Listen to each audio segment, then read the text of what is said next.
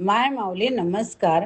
विविध महान संत महिमा ग्रंथ महिमा श्री संत एकनाथ महाराज भाग 3 अभिवाचन करत आहे. श्रीखंड्या बघूया. ज्या भानुदासाने पांडुरंगाची मूर्ती पंढरपुरात आणली त्याचा पंतू म्हणजे एकनाथ होय. भानुदास पुत्र चक्रपाणीचा मुलगा सूर्यनारायण व त्याचा मुलगा एकनाथ.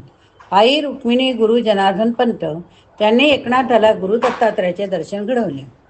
वाल्मिकी रामायणाचे मराठीत भावार्थ रामायण करण्याची स्वप्नात प्रभू रामचंद्राकडून त्यांना आज्ञा झाली. एकनाथ हे साक्षात विष्णूचा अवतार. एकनाथांची भक्ती पाहून श्रीकृष्णाने त्याला मदत करण्यासाठी ब्राह्मणाचे रूप घेतले.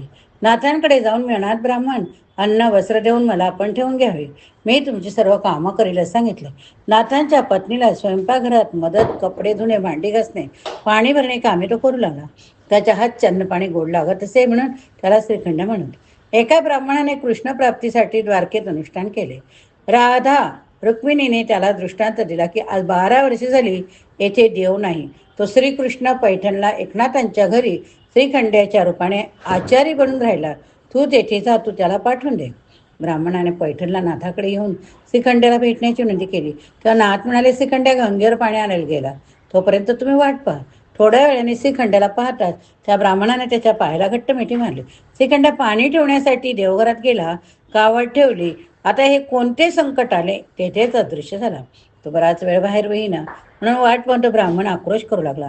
आता त्याने नाथांना सर्व काही सत्य सांगितले. श्रीखंड्या तो प्रत्यक्ष श्रीकृष्णच होता. आता देवाकडून आपण इतके दिवस सेवा करून घेतली म्हणून सर्वांनाच दुःख झाले, अपराध्यासारखे वाटू लागले. ज्ञानदेवांच्या एका ह्या नावाने एकनाथांचा गौरव होतो नाथांच्या मनावर. ज्ञानदेवांच्या व्यक्तिमत्वाचा विचारांचा प्रभाव होता. त्यांना ज्ञानदेवाबाबत खूप आदर होता. नाथांना गोर गरीब पतित उपेक्षित यांच्याबाबत कळवळा होता. या उपेक्षितांना अज्ञानी लोकांना परमार्थाची वाट मोकळी होऊन त्यांचे जीवन उजळून निघावे म्हणून ज्ञानदेवांनी सर्वात प्रथम मराठी भाषेत गीतेवर भाष्य करणारा ग्रंथ लिहिला. त्यांनी महाराष्ट्रात भागवत धर्माचा पाया रचला म्हणून सर्वसामान्य लोकांना आत्मशांतीचा शुद्ध आचार विचारांचा मार्ग मोकळा झाला. ज्ञानदेव गोरगरीब रंजल्या गाजलेल्यांना आईच्या मायेने वागवत म्हणूनच लोक त्याला ज्ञानदेव माऊली म्हणू लागले.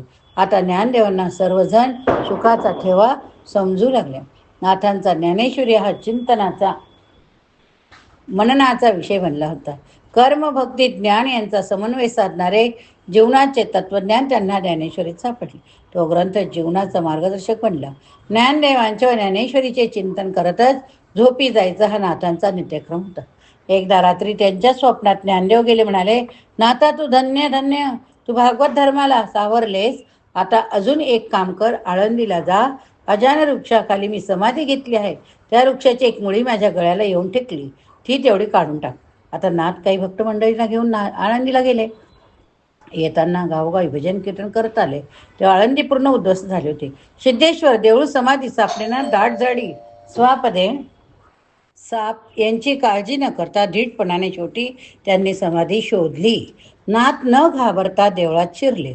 म्हणाले, हे सिद्धेश्वरा, तुझा लाडका भक्त जो तुझ्या पायाशी विसावला त्याचे मला दर्शन घडू दे. आणि प्रार्थना करून नाथ देवळातील नंदीला टेकून बसले. त्यांच्या टेकण्यामुळे नंदी थोडा सरकला. नाथांना भुयाराचा मार्ग सापडला. जीवाची पर्वा न करता आनंदाने नाथ त्या काळोख्या भुयारातून आत शिरले. ज्ञानदेवाचे समाधी स्थान त्यांना दिसले. डोळे विस्फारून पाहता सिद्धासन घालून समाधी अवस्थेत बसलेले ज्ञानदेव दिसले. ज्ञानदेवांच्या पायावर नाथांनी मस्तक ठेवले. त्यांच्या डोळ्यात आनंदाश्रू येऊन त्यांना ब्रह्मानंद झाला. 2 शरीरातील आत्मे जणू एकरूप झाले. दोघे एकमेकांना भेटले होते. ज्ञानदेवाने नाथांच्या मस्तकावर अभयहस्त ठेवला. पुन्हा ते समाधिस्थ झाले. गळ्याशी मुळी बाजूला करताच ज्ञानदेव नाथांना म्हणाले, नाथा, अजून एक काम कर. माझी ज्ञानेश्वरी असंख्य लोकांच्या हातात पडली. लोक कशी ती लिहून घेतात. शिवाय अनेक गोष्टी त्यात शिरल्या. ती अशुद्ध झालेली ज्ञानेश्वरी शुद्ध स्वरूपात लोकांच्या हातात दे. आज्ञा घेऊन आळंदीहून साक्षात ज्ञानदेवाचे दर्शन घेऊन नाथ पैठणला आले. त्यांनी ज्ञानेश्वराच्या शुद्धीकरणाचे कार्य हाती घेताच अनेक हस्तलिखित प्रती जमवून वाचून पाहिल्या. त्यातील काही प्रती निष्काळजीपणाने लिहिलेल्या त्यांना आढळल्या. ज्ञानेश्वरीच्या लेखन संशोधनात नाथांनी अनेक वर्ष घालवली. शेवटी शुद्ध ज्ञानेश्वरीची प्रत तयार करून लोकांच्या हाती दिली. नाथांचे तत्वज्ञान नुसते बोलण्यापुरते नव्हते, ते प्रत्यक्षात आचरणात आणत होते. सर्वांमध्येच परमेश्वरी अंश आहे, म्हणूनच मानवात उच्च नीच स्पृश्य अस्पृश्य भेदभाव करणे त्यांना पाप पडते. माणसाचा द्वेष तिरस्कार करणे म्हणजे परमेश्वराचाच अपमान असे ते कीर्तन प्रवचनातून सांगत. त्या ऐकायला सर्व जाती धर्माचे वयाचे लोक एकत्र येऊन बसत. हा नाथ धर्मभ्रष्ट करीत आहे असे पंडित विद्वान शास्त्री लोकांना वाटे. सनातनाच्या रागाचा पारा चढून सर्व संतापत. हे सर्व होत असताना मात्र या नाथांच्या कृत्यामुळे धर्म बुडाला. जगाचे कसे होणार, प्रलय होणार का, या भीतीने अक्षरशः देवाला अभिषेक सुरू झाले. तरी नाथ काही आपल्या सदाचारापासून बाजूला व्हायला तयार होईना. एकदा घरी श्राद्ध होते म्हणून नाथांनी अनेक ब्राह्मणांना भोजनाचे निमंत्रण दिले. सर्व विधी पूर्ण झाले. सुग्रास भोजन तयार होते. सर्व पदार्थांचा घमघमाट सुटला. सर्वत्र धावपळ सुरू झाली. गिरिजाबाईचे काम चालूच होते. निमंत्रण दिलेले ब्राह्मण बोलवणे येण्याची वाट पाहत होते, तर इकडे भिक्षुकाच्या पोटात कावळे ओरडत होते. त्याच वेळी नाथांच्या घराजवळून महाराज यांच्या बायको मुलांना घेऊन कामावर जात होता. नाथांच्या घरातील स्वयंपाकाचा वास बाहेरपर्यंत दरवळत होता. महाराजच्या मुलानं असं अन्न कधी खाल्लंच नव्हतं. खिरीचा वास येताच पोराने आईकडे खीर दे म्हणून हट्ट धरला. आई म्हणाली, पोरा आपल्या नशिबात अन्न नसतं, आपण फक्त उष्ट खाऊनच जगायचं. पोरांना आधी कट्ट झाला म्हणून आईने पोराला मारले. नाथाने पाहताच त्यांचं मन कळवळले. ते त्यांना म्हणाले, या जेवायला बसा, तृप्त व्हा. सर्वांना त्याने नमस्कार केला.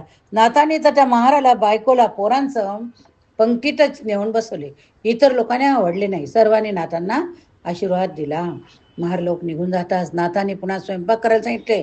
त्या ब्राह्मणांना जेवायला बोलवणे पाठवले, पण आपल्या आधीच नाथाने महारांना जेवून घातले. हे ब्राह्मणांना समजतात. चिडून कोणी ब्राह्मण जेवायला येईना. शेवटी श्रीखंड या नाथांना म्हणाला, ये पा, हे ब्राह्मण येत नाही ना, असो, त्यांचे पितर येऊन जेवतील. चला आपण संकल्प सोडू. त्यांनी संकल्प सोडताच हातून पुंडलिक वरदा हरी विठ्ठलचा गजर चालू झाला. गजर ऐकवला. सर्वांनी पाहिले तर आत खरोखरच सर्वांचे पितर जेवत होते. ब्राह्मण डोकावून पाहू लागले तेव्हा कुणाला आपला पिता, पुत्र, काका, आजोबा जेवण करताना दिसू लागले. त्याच वेळी आपले गुरु जनार्दन स्वामींनी आपला देह ठेवला. ही दुःखद बातमी समजली. आता नाथांनी षष्ठी दिवस साजरा करायचे ठरवले. जनार्दन स्वामींची जन्मतिथी फाल्गुन वैद्य षष्ठी. श्री दत्तात्रयांनी स्वामींना दर्शन दिले. याच दिवशी स्वामींनी नाथांना अनुग्रह दिला होता. त्याच तिथीला स्वामींनी देह ठेवला. या सर्वच घटना एकाच दिवशी षष्ठी तिथीला घडल्या, म्हणून त्यांना षष्ठीचा दिवस परमपवित्र वाटतो. आता बघूया गुरूंसाठी मार्गदर्शन.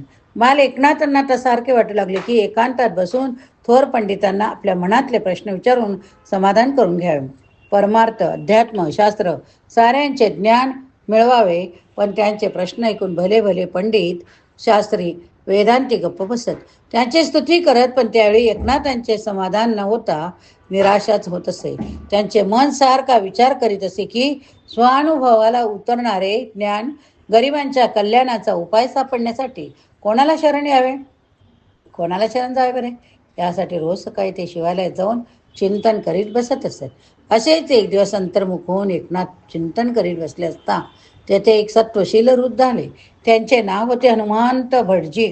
ते मुखाने जरा सारखा ओम नमः शिवाय, ओम नमः शिवायचा जप करीत होते. गाभाऱ्यात जाऊन पूजा दर्शन करून ते बाहेर आले.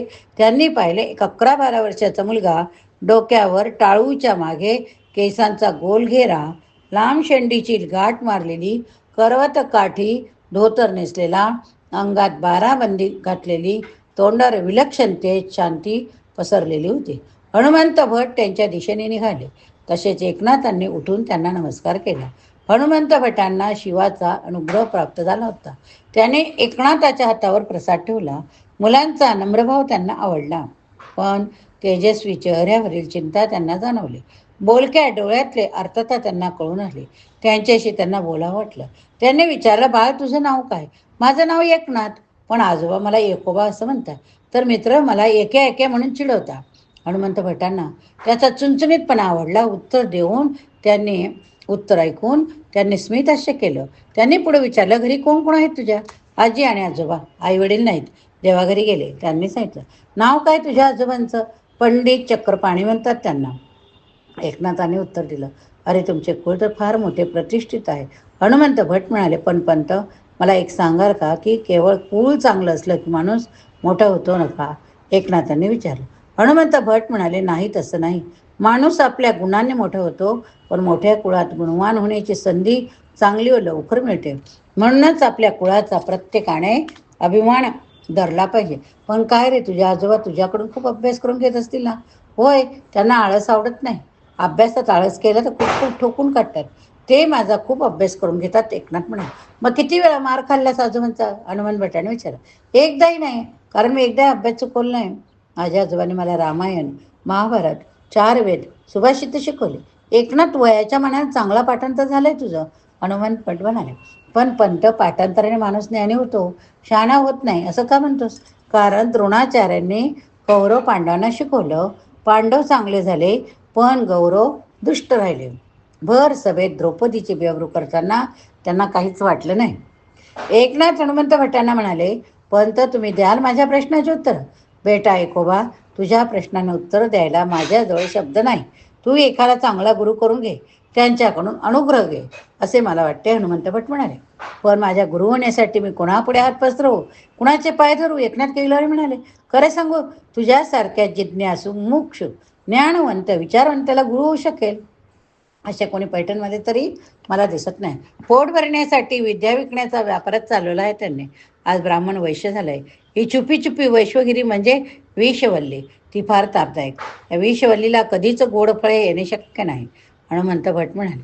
पण मग अनंताबाहेर कुणी अशी शक्ती, असा महाप्रभाव मानव आहे का? एकनाथ, हो आहे ना, देवगिरीचे जनार्दन स्वामी. पण मला शंका आहे, तू त्यांना जरी गुरु मानलेस तरी ते तुला शिष्य मानतील का यांची? हनुमंत भट म्हणाले. तुम्ही यांची चिंता करू नका, आपले माझ्यावर फार फार उपकार झाले, असे म्हणून एकनाथांनी त्यांच्या चरणात डोके टेकवले. हनुमंत भटांनी त्यांना प्रेमभरे उठवून पोटाशी धरून मायेने कुरवाळले. पाठीवर हात फिरून परत एकनाथांच्या कानात म्हटले, देवगिरीचे जनार्दन स्वामी तोच थोर पुरुष तुला स्वपर कल्याणाचा मार्ग दाखवतील. या ठिकाणी हा भाग संपवूया. पुढील भागात पुढील कथा बघूया. पुढील भागात पुढच्या कथा बघूया. पुंडलिक वरदा हरी विठ्ठल, एकनाथ महाराज की जय.